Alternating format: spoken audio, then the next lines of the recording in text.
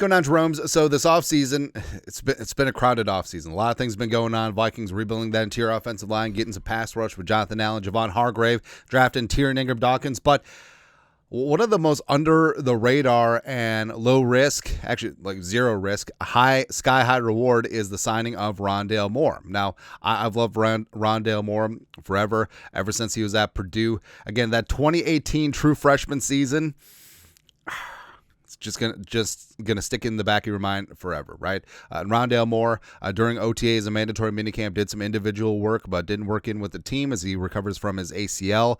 And throughout his NFL career, like, it just hasn't really come together, right? Yeah, initially with the Cardinals as a second-round pick, only 3 career touchdowns, 1,200 career receiving yards. Return game is where he could make some hay. Super dangerous, both as a kick and punt returner. So I think that could be where he ends up with the Vikings. And also he's wearing number 4, replacing Brandon Powell 1-for-1.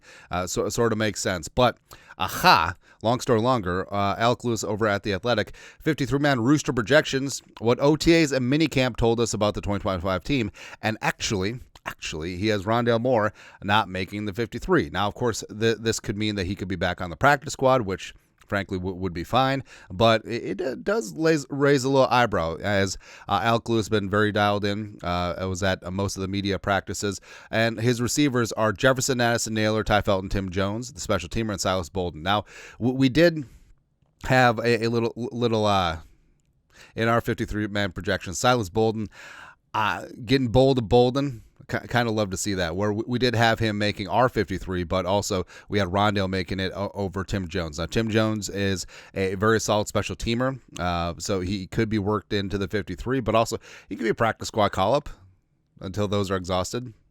But by then, Addison's suspension will be over, so don't really know. But this is what he wrote. Will Addison miss time due to a suspension? Yes, it'll be a critical factor in the early portion of Minnesota's schedule. The Vikings would then rely heavily on Naylor, who had his strength this offseason and will be motivated as he enters a contract year. Felton's development warrants further attention during training camp too, but after those conversations are settled, the intrigue lies at the back of the room. Tim Jones, Bolden, Moore will be the primary competitors for roster spots. Bolden impressed this spring, and Bolden's shiftiness is undeniable. Moore did partake in workouts as he's still recovering from season-ending knee injury suffered last August. His experience as a returner juxtaposed with Bolden's potential will be a topic of internal conversation. I think at a certain point, whether it's Rondale Moore, whether it's Silas Bolden, it may come down to, hey, they're taking up one roster spot and the other one we're going to try and get in the practice squad.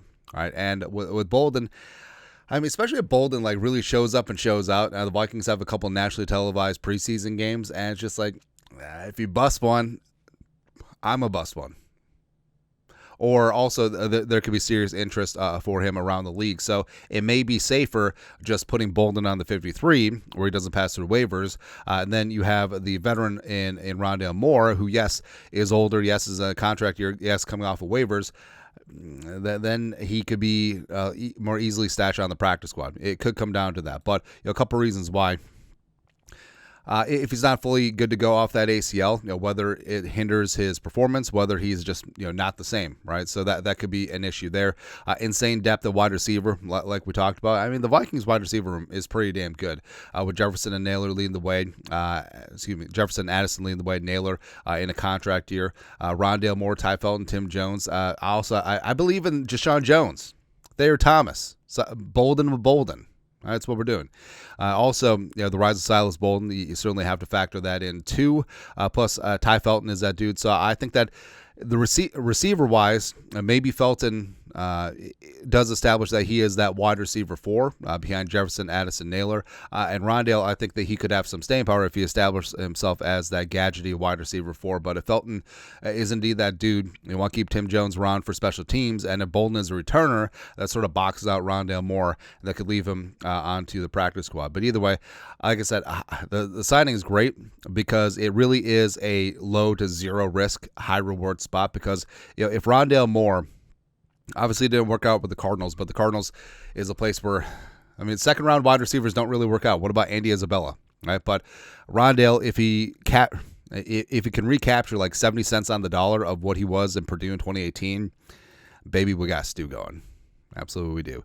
Anyways, your thoughts are thoughts. Vikings wide receiver Rondale Moore does not make the Vikings 53-man roster projection according to The Athletic. Let us know your thoughts. Comment section. You guys are the best you know what to do. Skol production value.